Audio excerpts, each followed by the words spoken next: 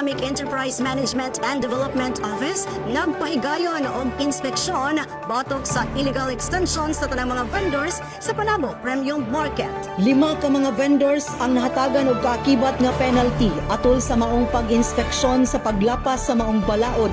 Tulo ni ana sa isdaan nga vendors, usa sa manukan ug usa sa gulayan nga adunay penalty nga mo kantidad sa ilang binulan nga renta. Isip pagpahamtang sa maong pagsupak nga milapas na ang ilang paninda sa gihatag nga pwesto ug kini makahatag og babag sa mga mamalitay o customer nga moagi sa maong dalan. Uyon ko naman para dili kayo guot o dili magbangga-bangga ang mga mamalit na mga mamalingke pa. Kailangan magud si kuan ang mga customer dili makagi.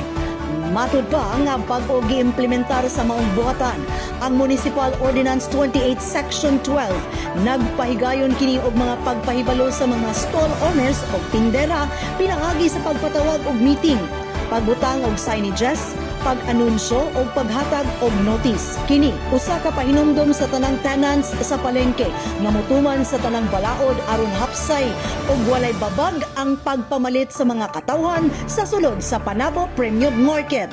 Kauban sa camera si Christian Costa Niemo o Richard Ligtas. Kini si Dali Amad nga gikan sa City Information Office Broadcast Services alang sa Frontline News Panabo. Importante, informed.